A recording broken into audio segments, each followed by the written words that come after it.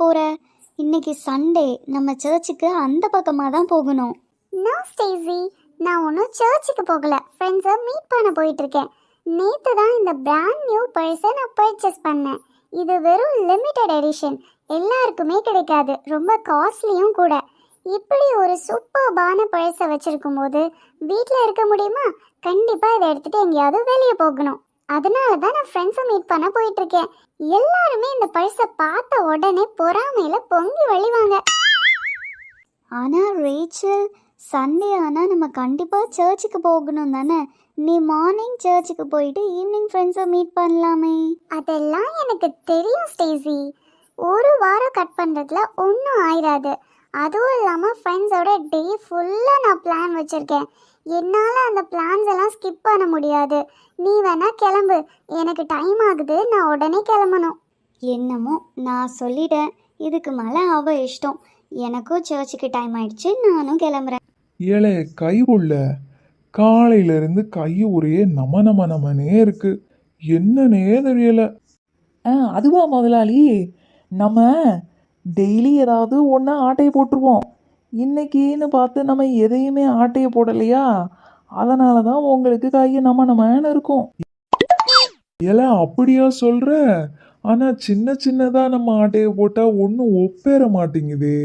இனிமேல் நம்ம ஆட்டையை போட்டா நல்லா வெயிட்டா போடணும். ஒன்று திருடினாலும் ஒரு வாரத்துக்கே உட்காந்து சாப்பிட்ற மாதிரி நல்ல பொருளா சுருட்டணும். ஆனால் தலைவரே, எந்த பொண்ணுங்களையும் நம்ப முடியல. எல்லாரும் தங்க நகை மாதிரி ஒரே கவரிங் செட்டாக கழுத்து நிறைய அடிக்கிட்டு வராளுங்க. நிறையா தடவை தங்கம்னு நினச்சி தகரத்தை தான் தட்டிட்டு வந்திருக்கோம்.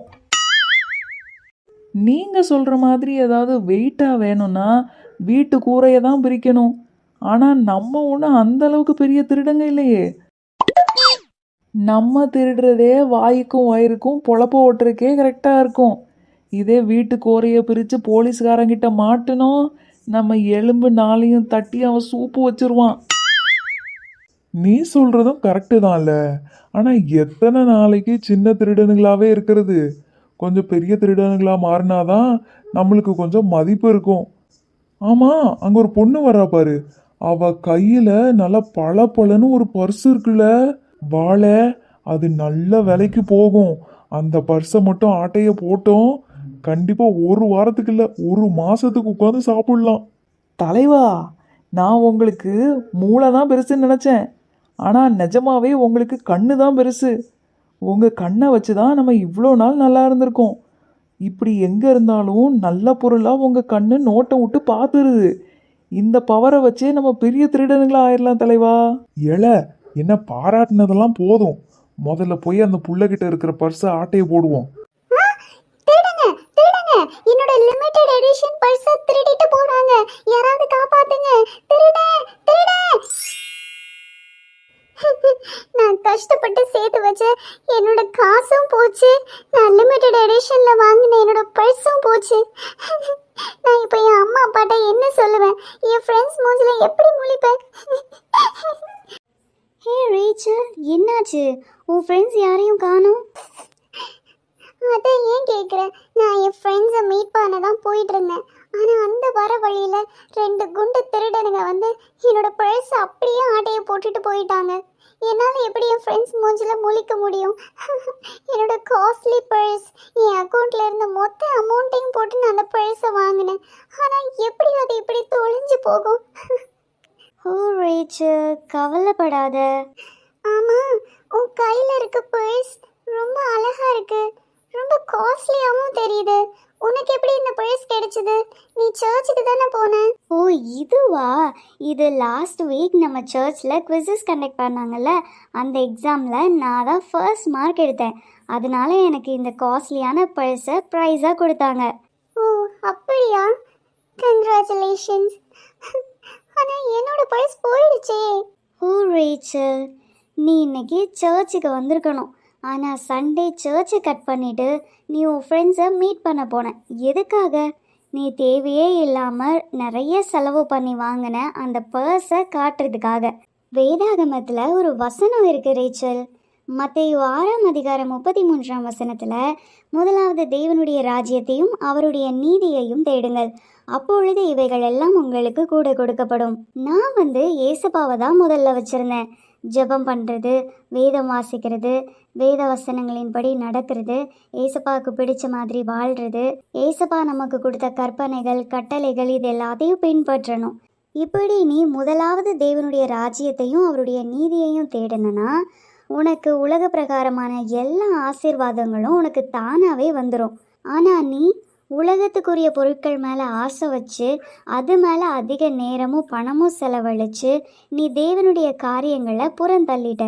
அதனால் உன்கிட்ட இருந்த இந்த உலக பிரகாரமான காரியங்கள், உலக பிரகாரமான செல்வங்கள், ஏன் நீ ஆசைப்பட்ட லிமிட்டட் எடிஷனில் ரொம்ப காஸ்ட்லியான பர்ஸ் கூட 2 செகண்டில் உன் கையை விட்டு காணாமல் போயிடுச்சு. ஆனால் நான் முதலாவது தேவனுடைய ராஜ்யத்தையும் அவருடைய நீதியையும் ஏசப்பாவுக்கு பிரியமான காரியங்களை செஞ்சு ஏசப்பாவோட வார்த்தைகளுக்கு கீழ்ப்படிஞ்சதுனால நான் எதிர்பார்க்காமலேயே ஒரு சூப்பரான காஸ்ட்லியான ஒரு பர்ஸ் எனக்கு கிஃப்டாகவே கிடைச்சிது.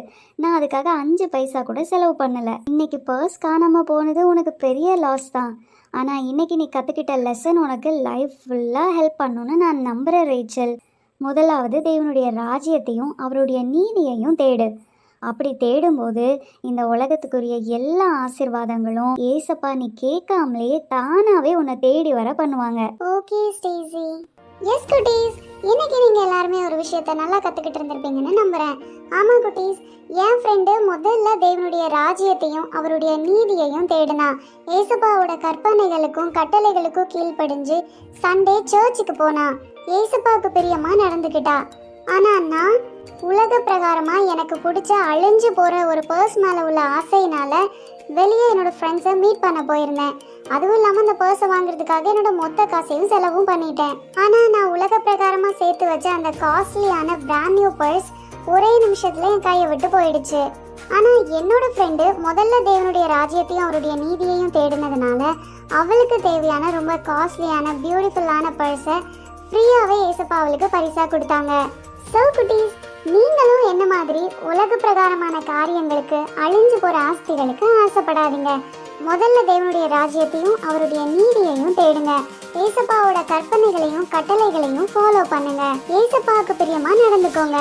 ஏசப்பா தானாவே உலக பிரகாரமான எல்லா ஆசீர்வாதங்களையும் உங்களை தேடி வர பண்ணுவாங்க. தேங்க்யூ. God bless you.